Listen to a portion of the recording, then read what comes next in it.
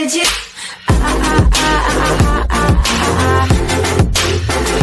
Anything you want. Peter Schiff, the sale on gold is coming to an end. Expect gold to move up at a faster pace. Some stock market investors are finally starting to figure out the bubble and move into gold, but Peter says we're only getting started.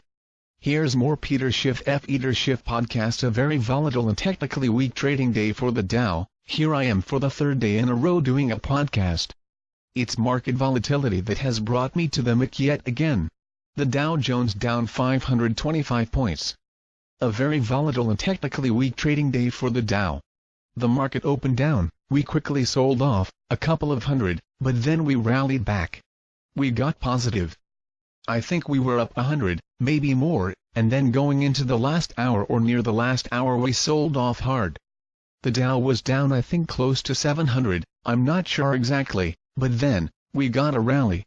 Not all the way back to unchanged, but then in the final 15 minutes of so the Dow rolled over once again to close just off the lows. Down 525 points. Over 2% down. Not as big a drop as yesterday's drop, but coming on the back of yesterday's drop, it adds up. Some of the tech stock actually rallied today, the transports, not down as much, another 1.5% added to yesterday's loss. Nasdaq, some of the tech stock actually rallied today, so that helped the Nasdaq. Some were down, though. Nasdaq down 93 points, 1.25%. Russell 2000 down 30 points. That was just under 2%. If the stock market went down enough, there would be a bid in the bond market. The bond market was actually up today. Finally we had a day where people were buying bonds. But I said this was going to happen. Eventually, if the stock market went down enough, there would be a bid in the bond market. That's exactly what happened. If the stock market stops falling, then the bond market is going to resume its descent. This is the same dance that we were doing earlier in the year, that eventually came to an end, but we're back where we started from. So if we get stocks going up, then interest rates are going to go back up, which is going to scare the market. Now they're going to go back down, and so now people will buy bonds.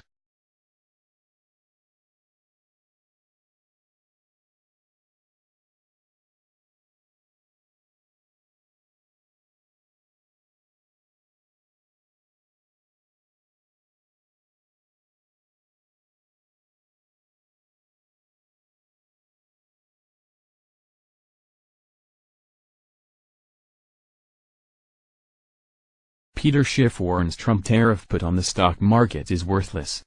The Dow Jones pushed into record high territory again late last week.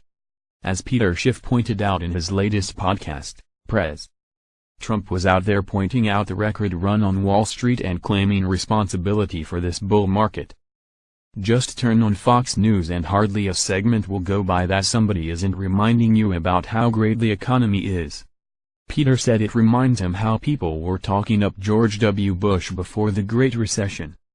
Us, because you're a Republican, you don't have to claim that anything that's done by another Republican is great in order to make the Democrats look bad. Because ultimately that comes back and bites you because you lose all credibility when the economy turns down and you've been gushing over how great it is and how successful the Republican president is.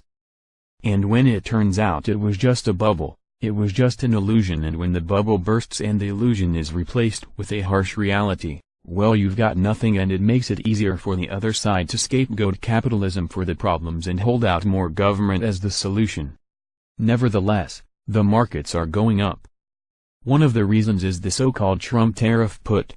The idea is that Trump will keep an eye on the stock market and the economy, and if the tariffs actually start to have a negative impact, he can just soften his stance and perhaps even lower the tariffs.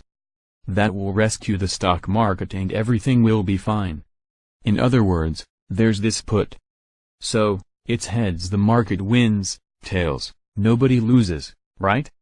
Because as long as the tariffs aren't doing any damage, the markets keep going up, but if the tariffs turn out that they do damage, well, they get rid of them and the market resumes going up, even if it has temporarily gone down. So, that is the Trump put, just like the Greenspan put we had, which became the Bernanke put and the Yellen put, whether or not there is a Powell put beneath the market. The idea was, hey, if the market ever falls, the Federal Reserve is going to slash rates to make it go up again. So, you can't lose. Even if the market goes down, you're going to get bailed out, whether it's by the Federal Reserve or whether it's by Donald Trump. But Peter said he thinks this is just wishful thinking. It's the kind of attitude you get during a bubble, a mania. And wishful thinking won't change reality.